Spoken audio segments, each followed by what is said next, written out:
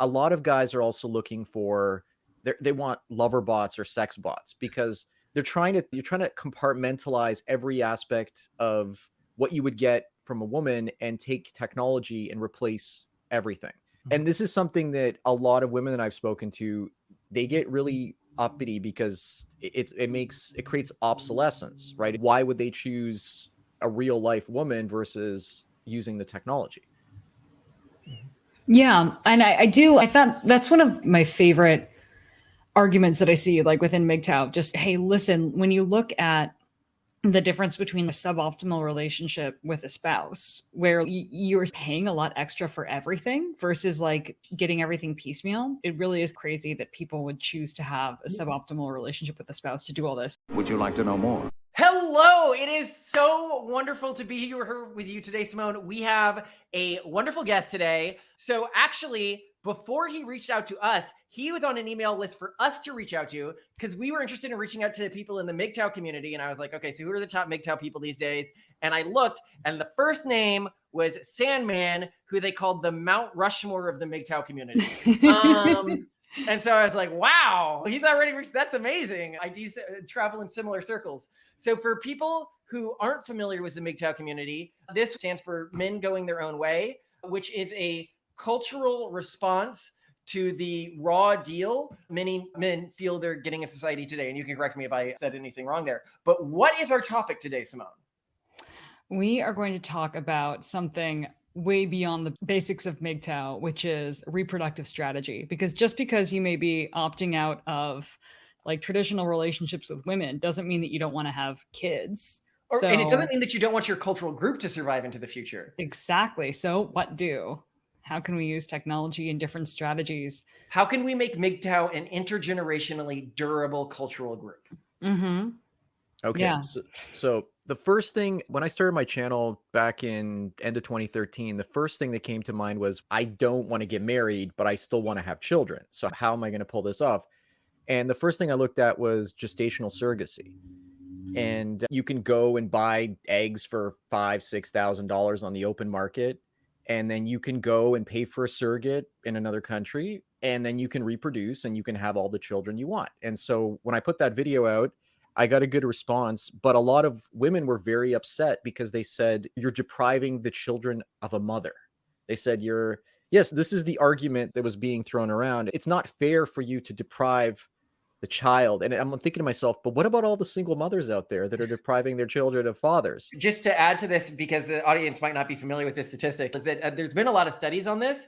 And while coming from a single mother household has a lot of negative implications on children long term, single father households actually don't have that many negative implications. Sick burn to the mothers. There's alternative reasons why this might be the case. It might be that typically because the courts so disproportionately favor women, divorce courts do, that really the only time that when people get a divorce or in the relationship for some sort of bad reason, the kids are going to the mother. But if one of the parents dies, then it's going to the father. That could be what's causing this in the data. But it is just a true thing in most of the data that being a single father has much better implications than being a single mother. Continue.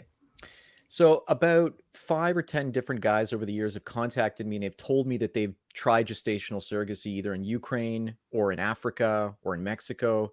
When I first saw what was going on, I thought, okay, I'm going to do India because India seemed to be the most cost effective at the time. You could get for $12,000 roughly, you could basically have a child. Yeah, you're looking at the cost is very low, but it's not just that. It's also to do with genetic selection. I know you guys are very involved in genetic selection. When you go through, you can pick through all the different surrogates. So if you're a 5'5" short manlet, you're not going to get many women to date you and have reproduction with you.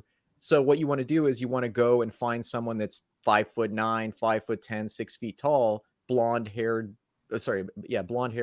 blue eyes, and then you can basically up the value of your children and get them higher in the sexual marketplace that way. Exactly. Yeah. But you could really spam that using polygenic score selection. Yeah. So you could use. So you want to talk about the cost of that, Simone? Just so. Yeah, first, if we're talking about the cost of surrogacy, it's typically well over $100,000 in the In United the States US. if you're getting But a what Yes. I'm asking is what would be Um, the marginal cost if he was able to do this in India to do the polygenic risk score selection? it's non-trivial now, and hopefully it will be a lot less expensive in the future. So right now, I think genomic prediction, which is the gold standard of like your typical getting it started polygenic risk score selection, I think is around like $400 per embryo with a sort of minimum fee. But that would allow So you to look at things like height for every one of those embryos. no, not Oh, they exactly. don't tell you that? They don't tell you height. Genomic prediction only tells you a series of politically correct health So you scores need because to export the data and send it to yeah, other so you need people. to export it and then upload it to other platforms. Self-decode being one that's more affordable and also like publicly open about, yes, we'll accept genomic prediction exports. Yes, we have a variety of scores. I don't know if currently they have one for height though. So there are other groups Anyway, that let's let do. him continue. Yeah, it's just it is not cheap. Okay, but India banned everything about, I think it was about 10 or 11 years ago. So just Oh, as I was looking surrogacy? at, yes, they did. So it was banned for foreigners and was banned for single individuals. Oh So my they, gosh. yeah, the discrimination is getting pretty crazy. You can look at places like Mexico. A lot of people are doing Africa now. So that seems to be, Ukraine was always a possibility for a while, obviously not anymore right now. Yeah. So that was what was going on. And then over time, I thought to myself, this is a good reproductive strategy, but I came upon some health issues. So I decided, okay, that's not going to really work for me. So what else, what other health strategies, what other reproductive strategies could I implement? And so I look at Elon Musk and I look at his reproductive strategy as what I would like to call spray and pray, right? So he's just going out there and reproducing with as many women as he can. I think he's up to 11, 12, 13 children right now. But he doesn't have he's not implementing a cultural strategy. And this is something that Malcolm brought Mhm. up. It's not, it's one thing to pass your genes down to the next generation, but how do you ensure 3, 4, 5 generations down the road? And that's something that I didn't really think about. And so Mm. my idea was when I get older, when I'm in my 60s or 70s, I pay for a bunch of surrogates. I have 10 different children. I put them up for adoption with different people who have they're financially successful, and I can put them up in different parts of the world, which increases the possibility of survival in case there's like a thermonuclear war or something ridiculous, right? So that was the strategy. So now I'm thinking that's not going to work. So Mm. now I'm looking at other strategies, which if in the next few years, if I get my autoimmune issues under control and Bitcoin does what it's supposed to, then I'm thinking probably within 5, 6 years, I might implement the surrogacy strategy. So that's where I'm at right now. Yeah, what Mm. I would say is it doesn't even matter how many kids you immediately have. If you're thinking about the long-term impact, culturally, whatever, that you would have through children, it doesn't matter how many kids you have, it matters how many grandkids you have and how many kids they have in turn. So like someone could have 10 kids, someone could have 30 kids. And if those kids all hate you and either don't have kids at all or don't pass Yeah. on anything related to you, then like you might as well have done nothing. Well, and So we've also got to keep in mind that MGTOW cultural strategies are going to become more viable in the future. mhm, Artificial womb technology is getting nearer and nearer to viable. yeah. And that could make having kids without a partner very inexpensive. It could even make, yeah, different types of genetic recombination possible. But as you guys know, it's not just the cost of reproduction, it's the cost of daycare and all the Yeah. other stuff. It's Yeah. probably way more in the end. Like what a lot of people have been thinking about in terms of reproduction for MGTOW is there's a few holy grail technologies that will allow these things to happen. So one of those is artificial wombs, but Yes. a lot of guys are also looking for they want lover bots or sex bots because you're trying to compartmentalize every aspect of what you would get from a woman and take technology and replace everything. Mhm. And this is something that a lot of women that I've spoken to, they get really uppity because it creates obsolescence, right, in certain ways. And all of a sudden it limits their ability to mate select because if all of a sudden you have 70, 80, 90% of the male population that can gain access to these technologies, then why would they choose a real life woman versus using the technology? Yeah. And I do, I thought that's one of my favorite arguments that I see like within MGTOW. Just, hey, listen, when you look at the difference between a suboptimal relationship with a spouse where you're paying a lot extra for everything versus like getting everything piecemeal. It really is crazy that people would choose to have a suboptimal relationship with a spouse to do all this. So like it's exciting. And yes, with IVG in the future, and who knows like how far. Malcolm, what's your estimate on like where we will be with artificial wombs and in vitro I think our conceivability? kids will almost certainly 99% probability have access to them when they decide to have kids. What about people today watching this? It's I not don't within our know. Could lifetime, be really. 10 years, could be 20 years. It's difficult to say exactly. Yeah. And the problem is that a lot of this stuff has to be done in secret because the public mores are so against it right now. And I think that that's a really interesting thing that's talked about a lot in the MGTOW community, which I don't think the general public is as aware of. So I want to talk about this subject a little. The way that feminist groups really freak out about stuff like sex bots in a way that like, okay, obviously, so the perception often within the MGTOW community around this is they cognizantly understand how this lowers their power on sexual marketplaces. And that's why they're reacting this way. But I don't feel like they're thinking about it. Like, Yeah, does it even lower their power? Like it definitely typically, lowers their power. They feel like it lowers their power versus anything. So, for example, I was okay. So I've been working on my own version of a. I wouldn't call it a sex bot. I would call it more like a an AI virtual sex companion. system. The way it works is it projects a real life woman into the sex doll so that you interact with the real woman and you're stimulating the technology, but there's this technology on the other end that's stimulating her. So you're actually able to have sex. We're digitizing everything. We're digitizing. Teledildonics is what this field is called, by the way. Wait, Yes. is that an actual word? Yes. Yeah, I looked into it for a while. I thought there were some interesting opportunities in the field. Why not just an AI though? Like, why involve a woman at all? Okay, so when I first introduced the technology to a couple women, they got very hostile. So my instinct, my white knighting instinct was activated. And Okay. I thought, like, how could I make this woman feel more comfortable about what I was saying? And Oh, my subconscious just said, well, I'm not going to just replace women with an AI. I'm going to allow you to interact with the man through the technology. And all of a sudden, the mood and the hostility just disappeared because that's all so of a sudden interesting.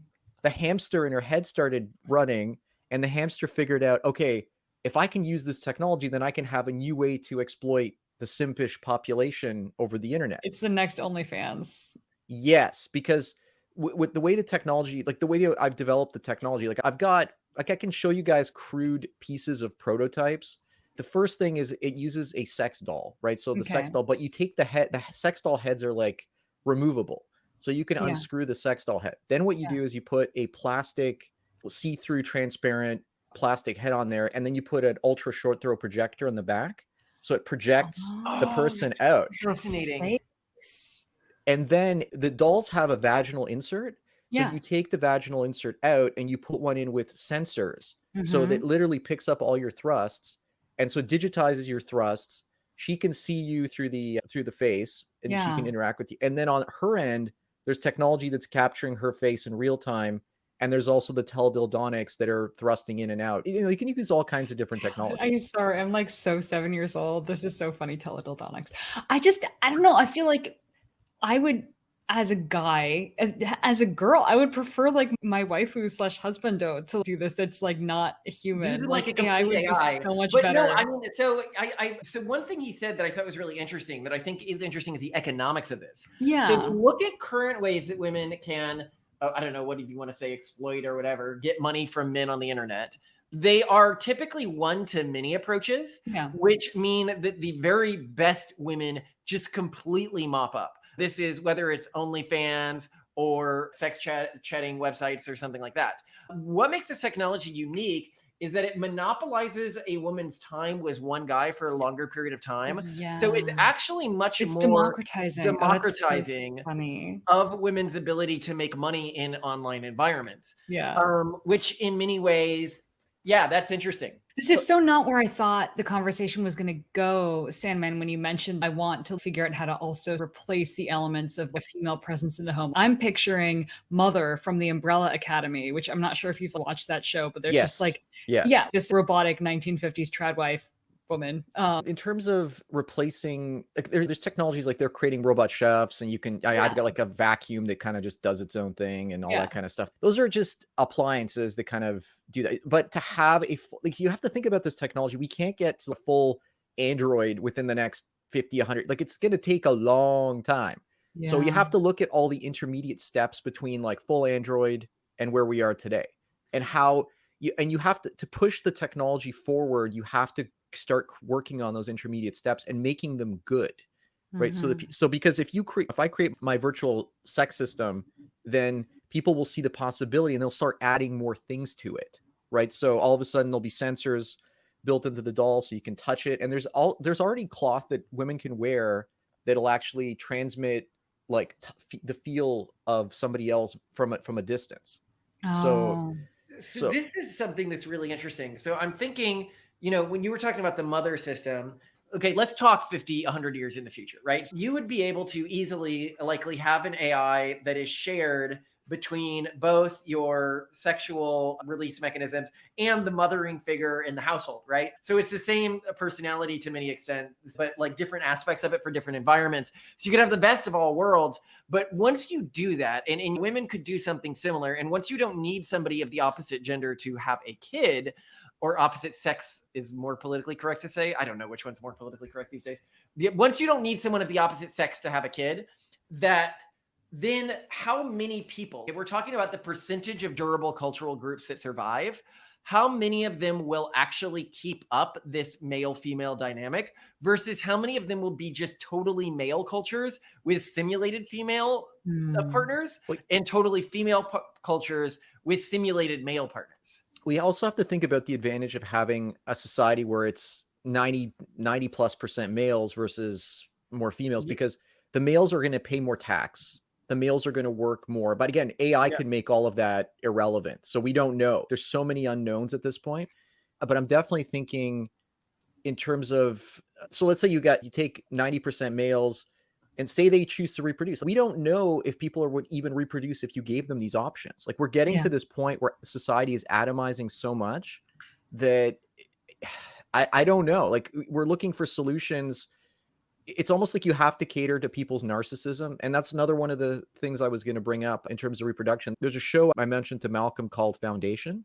Yes. Yeah. And there's the Cleon dynasty, genetic dynasty, and every single version of Cleon is a clone. So if you create like a lineage where you're passing your clone down, you're going from one generation to the next, then what your aptitudes are, what your strengths and weaknesses are, so you're more likely to guide the clone forward. And also, a clone would be technically your brother and you would be the father at the same time, because go ahead. Yeah. What I liked about this, and we talked about this and we were talking about it on the call, is it would allow for culture to become a lot weirder and a lot more specialized. Right now, we talk about to how some extent cultures co-evolve with different groups, right? Because the culture is putting a pressure on the genetics, and the genetics is putting a pressure on the culture. But if you had a pure breeding, like that means that you have the same genetics within each generation. It's what you talk about in mice or something like that, like bred pure. It doesn't mean like pure as in like ethnically. Anyway, if you have a pure breeding, like same genes, every generation, individual, and then a culture that's adapting itself within that group, I think it would become pretty radically different than anything we see in society today, Mm. to the point that you were making, because you could know exactly not just what strengths and weaknesses your kid is going to have, but what strengths and weaknesses your great grandkid is going to have. Yes. Which changes a lot. Also, if you don't need to prime somebody to look for a partner, that changes a lot of how they structure their lives, for example. How do you think? So let's say that there is like this isolated male society where it's really just men. How do you think culture would be different, especially when like women are no longer a point of stress or strife? I've gone through most of the Old West. I've gone through old ghost towns, and I've seen you Oh, get yeah, that was so that world, right? yeah, because you get 80, 90% males and you get 10% to 15% females. And Yeah. it's really interesting because the jobs for women are usually prostitute and barmaid, and it's limited. They're not really part of society. They really almost are more like sex dolls in that world, right? Because they're not even really just citizens. They're there to provide a service, right? Yeah, exactly. And there's this one town called Castle Dome. It's in Arizona, just outside of Yuma. And when I went down there, there's this bathtub that these prostitutes would haul from town to bathe the Johns because they wanted to make sure they were as clean as possible. Yeah. You're going to see, if you have a mostly male society, like I said, it would outcompete societies that were more 50-50 or societies that had more females in them, simply because males spend more time working and paying taxes. So there's a New Zealand study that shows that men pay $150,000 more in their lifetimes to tax in New Zealand than they actually take out. So yeah. Anyway. Well, and to be clear, he's saying that they would outcompete economically speaking. They likely, in current scenarios, wouldn't outcompete in terms of fertility rates, but new technology could unlock that. And if people are wondering, to Simone's question, what does an all male versus all female society look like? Now, keep in mind, this has some staging to it and stuff like that. But if you want to get a feel for the differences, there was a Survivor season where they separated people into an all male and all female group. Oh, was there really? Yeah, and they created very different intra-group cultures. And I think the intra-group cultures they created, it explains to me why it is so prevalent among the friend groups I know to be like, of women, right? We'll have kids, we can have kids without men, and then we'll create a group where it's all of us single moms working together to raise our kids. And yet none of these groups has ever survived more than 6 months that I'm aware of. And I think that episode shows why, not that episode, season or whatever. I also think that all male society would be more highly disagreeable. If you look at the Old West, it's obviously like there's shootings and there's lootings all over the place. It has to do with just men not getting angry, getting on each other's nerves, and figuring out ways to relieve the anger with violence. So that's another thing. Well, I mean, so wait, one of my questions though isn't one of the reasons why, for example, men on average contribute more in tax dollars is because when they have children, their female partners are often participating in that in a way that doesn't show up in the modern economy, like uncompensated labor, because women on average just prefer to do that work. So they pick it up. There must be some numbers that are off there, right? It's the whole gender pay gap argument, and the gender pay gap argument, women they take more time off for raising the young. So that's going to affect their earnings potential down the road. It's going to affect their earnings potential immediately. Men also typically work more overtime hours.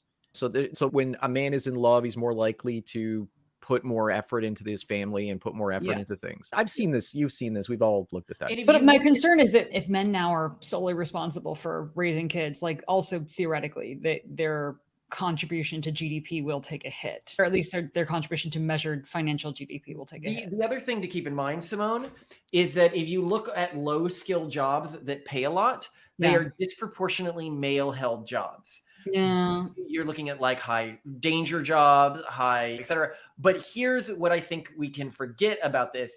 If you had a society that was only men, would also have to sort into the low skill jobs that are disproportionately female today that are lower paying, like teacher, et cetera. Yeah, unless it's Malcolm was bringing up it's the 3 Ds: dangerous, difficult, and dirty jobs. Those are the jobs that men typically will do. Yeah.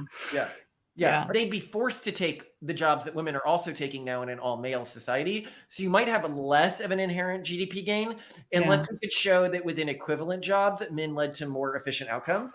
I don't know if there's data on that. I'd be open to it. But things are changing. If you're looking at earnings potential, women in their 20s are now way out earning men in their 20s. So it's starting to flip. It's starting to go the other way. Oh yeah. And I suspect because I think they're education. Yeah. Sorry? Education. Women graduate with college degrees at such a dramatically higher rate than men do. Yeah, and education, the problem with education is you're starting to see more verbal. Like the reason girls are doing so much better is because education is becoming more verbal as opposed to visual. And a lot of these manual labor jobs require visual thinking as opposed to verbal thinking.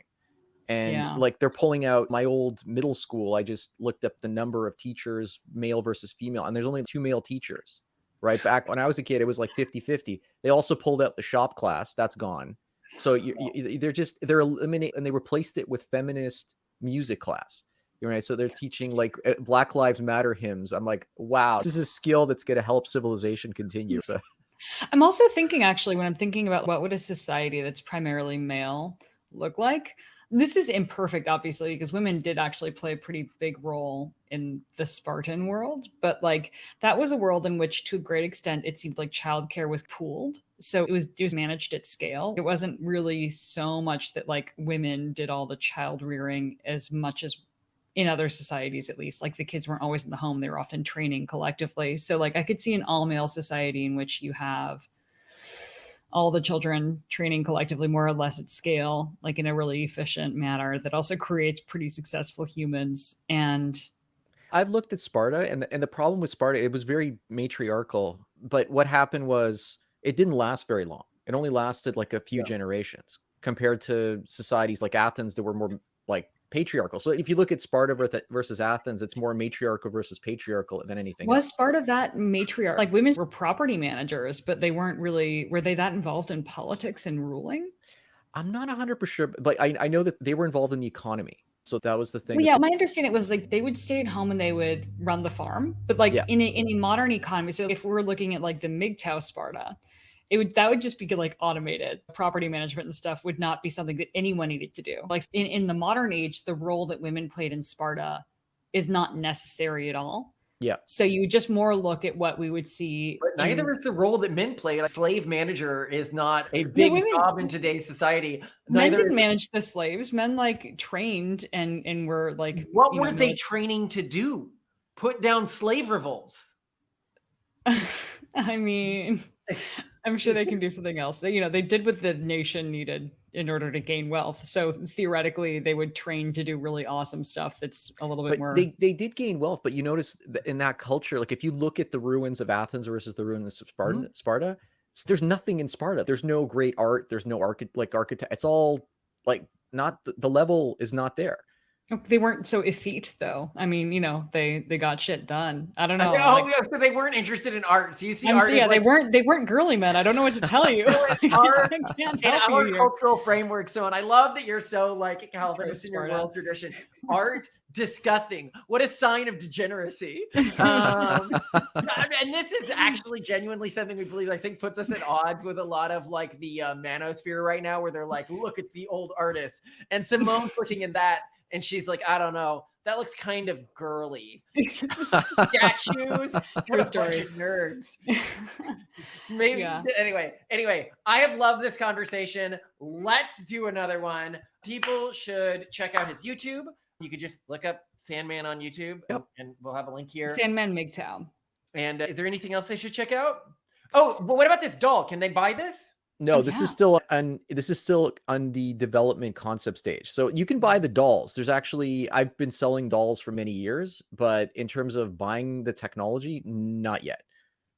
What do they look like compared to real dolls? Like, what are we picturing here? You take a real doll, but you remove the head and you remove the vaginal insert, and those things are technological, but the rest of the doll is pretty much a real doll. Oh, sweet. Okay, cool. So it's off-the-shelf technology. So you're not inventing new technology. Inside. Go ahead. Oh no, I was just describing what you said earlier. He explained this. It's like with the head. Yeah. Yeah. I was just wondering, I wasn't sure whether the picture like blow up doll for bachelor parties or like real doll with no, it would be silicone, like a steel frame with silicone over it. Yeah. Okay, sweet. Yeah, that's way better. Okay, cool. Is that what we're selling on our channel now? Is I love it. I'm sorry, real dolls are like great. I'm just like I want to know what the foundation is. These things matter to me. Cool. Yes. I think they're a very interesting technological innovation in terms of society right now, and they change a lot of potential social structures, I think, in pretty big ways that I'm really excited. And your technology is very interesting because it would create a completely new economy and a completely new relationship dynamic, and a huge amount of social fallout from that would be very fun to observe. You like the chaos, right? I like the way groups adapt to new things because it's interesting. And I would be annoyed by the groups that just reflexively yell at you for doing something new, but they'd exist too, right? Yeah, totally. No, the technology would basically, my whole thing with the technology was it allows intimacy. It creates an intimacy. So say two partners are on either side of the world, they can have a sexual, intimate relationship without being in physical contact with each other, but still be able to get each other off. Yeah. I like that. I'm excited. The future is here.